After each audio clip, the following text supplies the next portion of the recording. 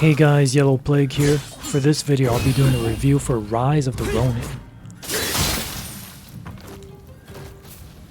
Rise of the Ronin is a third-person Souls-like open-world game and is currently available for PS5 and PC. The game is like a hybrid of Elden Ring, Ghost of Tsushima, and Sekiro. It's a pretty decent game, but it has a myriad of problems that prevent it from being great.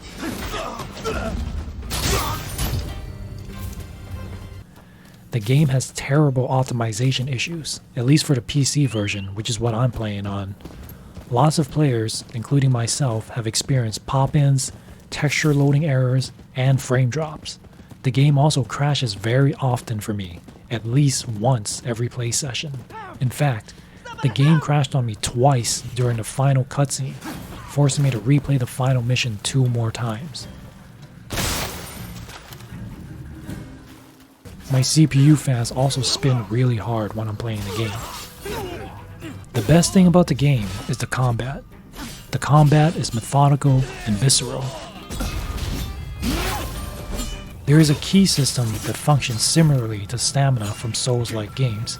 Using the blade flash mechanic after attacking will restore your ki at a faster rate.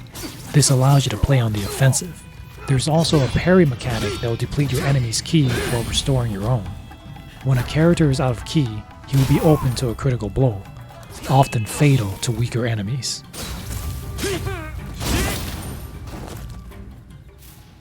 You can equip 2 melee weapons at a time. Each weapon has 3 fighting styles. The styles function in a rock-paper-scissors system where certain styles are better against other styles. If you use a superior style against your opponent, you will do more damage and stagger them quicker. There's also a 4th style that you can unlock that is weak against the other 3 styles, but it has some really cool special moves. Each style can have up to 4 special moves. Besides the combat, everything else about the game is mediocre. The story is all over the place. The game is based on historical events in 19th century Japan, but you play as a created character that didn't exist.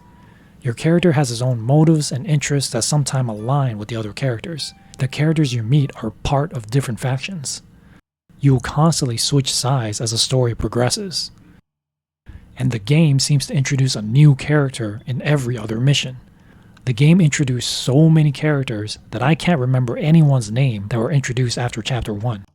Unless you're a history buff, you're most likely going to get lost and stop caring about the story.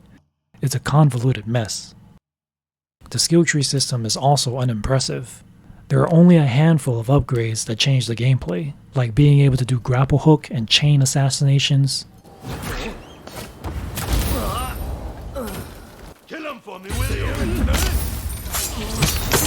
taming animal enemies,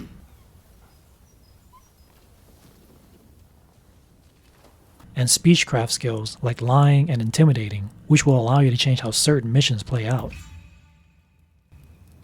Well, I never said that it was only one man, did I? Besides, if you couldn't handle that lot, I figured you wouldn't be useful to me. The rest of the skills are just basic increase health, increase damage, increase item drop, etc. Being an open world game, Rise of the Ronin features things that are normally seen in other games of the same genre. Enemy bases to capture,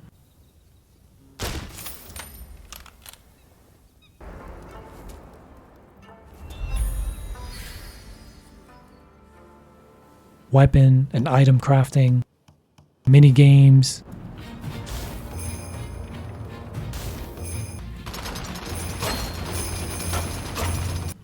collectibles,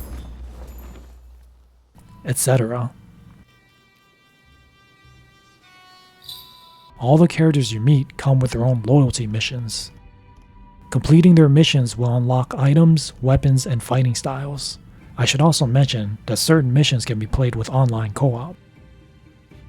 There are a lot of things to do in the game.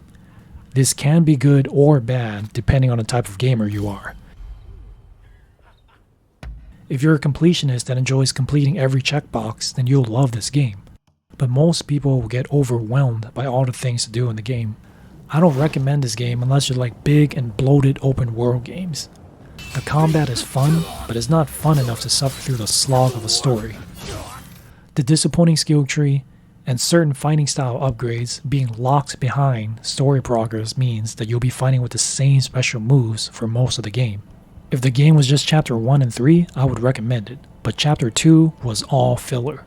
If you are a completionist, you'll be glad to know that upon finishing the game, you unlock a boss rush mode as well as the ability to reset the map so you can do everything again at a higher difficulty level to unlock higher quality gear. The game is not for everyone, but the combat is very fun.